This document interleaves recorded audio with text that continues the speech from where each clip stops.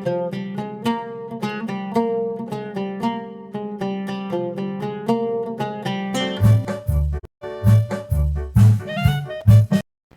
Friends, welcome to our channel. இன்றைக்கி நம்ம வீடியோவில் மில்லட் தோசை ப்ரீமிக்ஸ் ரெசிபி தான் பார்க்க போகிறோம்.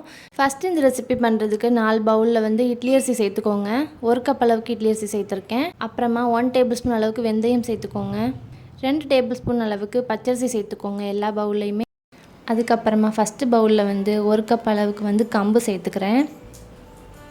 2வது பவுலில் வந்து 1 கப் அளவுக்கு சோளம் சேர்த்துக்கிறேன்.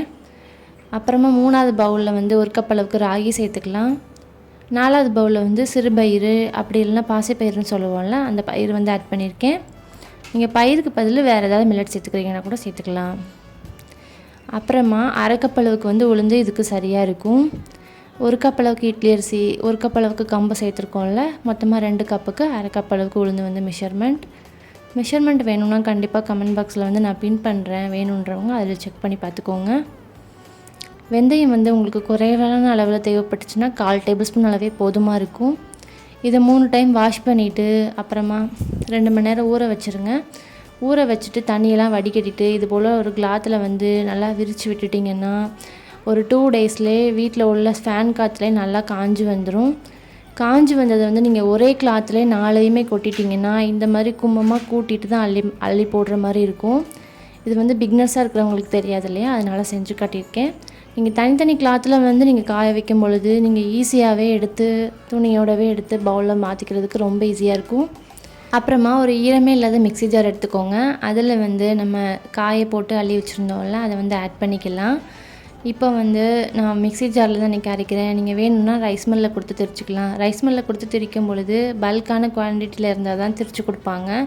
அதனால 2 மில்லட்டை வந்து செலக்ட் பண்ணிவிட்டு 1 கிலோ அளவு போல் நீங்கள் ரைஸ் மில்லில் திரிச்சிக்கோங்க. 1/2 டேபிள் ஸ்பூன் அளவுக்கு உப்பு சேர்த்துக்கிறேன். இது வந்து அரை உப்பு இருக்கும் மாவில். நம்ம கலக்கும் பொழுது 1/2 டேபிள் ஸ்பூன் உப்பு சேர்த்து எடுத்தோம்னா சரியாக இருக்கும். ஃபஸ்ட்டு ஒரு முறை அரைச்செடுக்கும் பொழுது இது போல் குறைப்பாக இருக்கும். இந்த மாவை வந்து கீழேருந்து மேலே வரைக்கும் ஒரு முறை எடுத்து விட்டுட்டு திரும்பி அரைக்கும் பொழுது நமக்கு நல்ல ஃபைன் பவுடராக கிடைக்கும். அப்போ வந்து நமக்கு தோசை ஊற்றுறதுக்கு சரியாக இருக்கும். இந்த அளவுக்கு அரைச்சி எடுத்துக்கோங்க. இதை வந்து சூடு ஆற விட்டு நீங்கள் பவுலை மூடிக்கோங்க. இப்போ வந்து நான் வந்து எந்த டப்பாவில் ஸ்டோர் பண்ண போகிறோமோ அந்த டப்பாவில் வந்து மாற்றிக்கிறேன். அந்த டப்பாவோட மூடி மட்டும் போடாமல் அப்படியே சூடு ஆற விட்டுருங்க. நல்லா சூடு ஆறினதுக்கப்புறமா மூடி போட்டு மூடிக்கோங்க.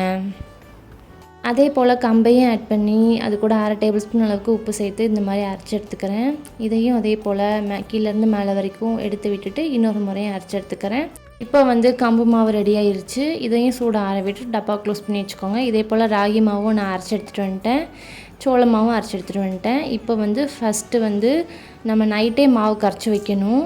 நமக்கு வந்து எப்போல்லாம் மாவு தேவைப்படுதோ அப்போ வந்து ஒரு ஆளுக்கு வந்து 2 கரண்டி அளவு வந்து வச்சுக்கோங்க, சரியாக இருக்கும்.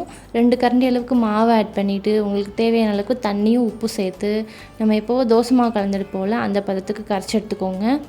ஃபஸ்ட்டு நான் கரைச்சிருந்தது வந்து சிறுபயிறு மாவு, 2வது கரைச்சது வந்து நான் ராகி மாவு கரைச்சி வச்சுருக்கேன். இது வந்து கம்பு மாவு, அப்புறமா இது வந்து சோள மாவு.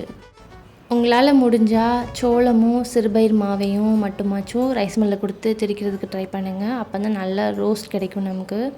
இப்போ கரைச்சி வச்சாச்சு. நைட்டு ஃபுல்லாக புளிக்க விட்டுட்டு காலையில் மூடி ஓப்பன் பண்ணி பார்க்கும்போது இந்த அளவுக்கு நல்லா புளிச்சு வந்திருக்கும். நம்ம வந்து ஃப்ரெஷ்ஷாக அரைச்ச மாவாட்டு சூப்பராக புளிச்சிருக்குல்ல. உங்கள்கிட்ட வந்து மிச்சம் தோசை மாவு இருந்ததுன்னா அதை கூட நைட்டு வந்து இந்த மாவை மிக்ஸ் பண்ணும்போது 2 கரண்டி தோசை மாவை ஊற்றி மிக்ஸ் பண்ணிங்கன்னா நல்ல பஞ்சுன்னு சாஃப்டாக நம்ம கிரைண்டர் ஆட்டின தோசை மாதிரி இருக்கும். நான் அந்த மாதிரி எதுவும் பண்ணிக்கல. சும்மா வெறுமனையாக மாவு ப்ளஸ் உப்பு தண்ணி இந்த 3 தான் போட்டு கரைச்சி வச்சுருந்தேன்.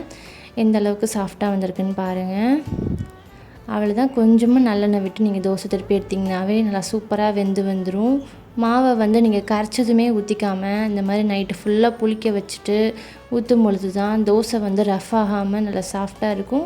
கண்டிப்பாக ஓவர் நைட் புளிக்க விடுங்க. உங்கள்கிட்ட உரமாவு இருந்தால் அதையும் கலந்துக்கோங்க. இந்த 2 டிப்ஸும் மட்டும் ஃபாலோ பண்ணிக்கிட்டிங்கன்னா நல்லா சூப்பரான ப்ரீமிக்ஸ் தோசைன்னு யாருமே நம்ப மாட்டாங்க. வீட்டில் அரைச்ச மாவாட்டு சூப்பராக இருக்கும். கண்டிப்பாக உங்கள் வீட்லேயும் ஃப்ரிட்ஜ் இல்லைன்னு சொன்னால் இந்த மாதிரி வந்து டெய்லியுமே மாவாட்டி அதை ஸ்டோர் பண்ணிக்க முடியாது. இந்த ப்ரீமிக்ஸ் பவுடர் வந்து உங்களுக்கு ரொம்ப யூஸ்ஃபுல்லாக இருக்கும். இந்த 4 தோசைக்குமே பெஸ்ட்டான சைட் டிஷ் பார்த்திங்கன்னா தேங்காய் சட்னி தான். அப்புறம் தேங்காய் சட்னி நம்ம சேனலில் வந்து தக்காளி தொக்கு ரெசிபி அப்லோட் பண்ணியிருக்கோம். தக்காளி தொக்கும் இந்த ப்ரீமிக்ஸ் பவுடரும் இருந்துச்சுன்னு சொன்னால் நம்ம எப்போ வேணாலும் நம்ம ஈஸியாக வந்து வீட்டிலவே டின்னர் பிரேக்ஃபாஸ்ட் ரெண்டுமே ரெடி பண்ணிக்க முடியும். கண்டிப்பாக மிஸ் பண்ணிடாமல் பாருங்கள். பார்த்துட்டு எப்படி இருந்துச்சுன்னு கமெண்ட் பண்ணுங்கள். புதுசாக பார்க்குறவங்க நம்ம சேனல் வந்து சப்ஸ்கிரைப் பண்ணி வச்சுக்கோங்க. ஓகே ஃப்ரெண்ட்ஸ், உங்கள் எல்லாேருக்கும் கண்டிப்பாக இந்த ரெசிபி யூஸ்ஃபுல்லாக இருந்திருக்கும்னு நினைக்கிறேன். தேங்க்ஸ் ஃபார் வாட்சிங்.